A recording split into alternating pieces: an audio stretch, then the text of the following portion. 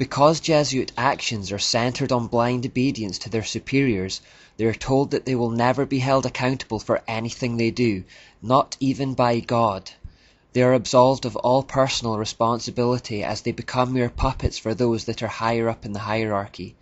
A professor told a student who was studying under him to become a Catholic priest, "You will never have to give an account to God for actions you do by the order of your legitimate superiors. If they were to deceive you, being themselves deceived, they alone would be responsible for the error you have committed. Your sin would be imputed to you as long as you follow the golden rule that is a base for all Christian philosophy and perfection, humility and obedience." See how deceitful this is? The superiors are basically saying, you'll never have to give an account of your actions to God, don't worry about it. This allows them to perpetrate any act in the belief that they are beyond judgment. If their superior tells them to carry out a murder, they think that if they obey, then God will not hold them accountable and will instead blame the superior. This is one method the hierarchy uses to overcome or bypass the conscience of an individual. When you combine this with the spiritual exercises that have taught them to suppress human emotion and imbued them with demons, you can see how they would become capable of some extreme acts of violence, and anything else for that matter. A second vital principle for Jesuits can be summed up in the phrase, "the end justifies the means." Remember this one, it's very important. Before this maxim, the ideas of absolute right and wrong completely vanish. Conceivably, there is no crime or atrocity that is not allowed as long as it is for the greater glory of God. In fact, the sins that achieve the right result become holy in the eyes of the Jesuit, no matter how disgusting. You can lie, cheat, steal, rape or murder, but if the ends are the right ones in their eyes, then the means are justified. This exact concept also exists in Islam, where lying, deception, murder and other atrocities become acceptable if it furthers the cause of Allah on the earth. A third twisted principle of the Jesuits is probabilism.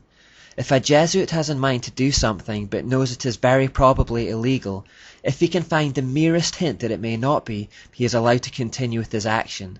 For example, if he consults 100 teachers or doctors about his intended action and 99 say that it would be unlawful, but then one tells him that it may not be, he can act on that 1% probability that it is in fact lawful.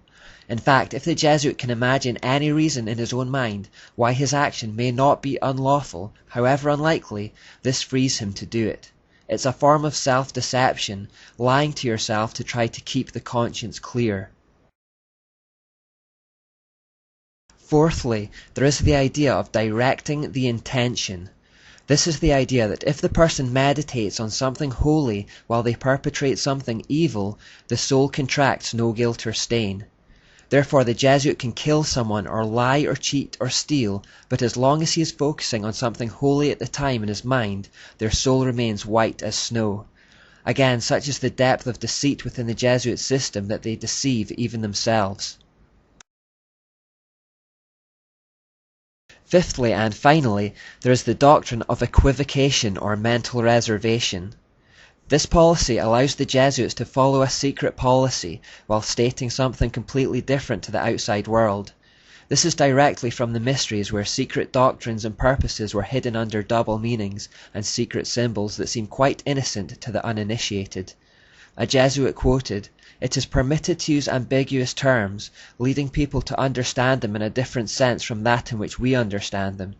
A man may swear that he never did something, though he actually did, meaning within himself that he did not do so on such a day, or before he was born, or under any circumstances, while the words he employs may have no such sense as would discover his meaning."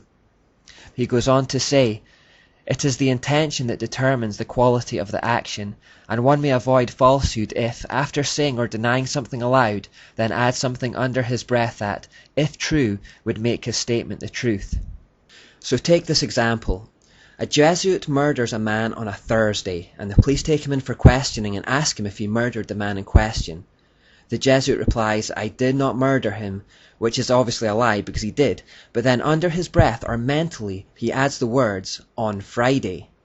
These inaudible words that he whispered to himself after the initial lie have now made the statement true. By doing this, Jesuits can permit perjury and in their own eyes remain blameless.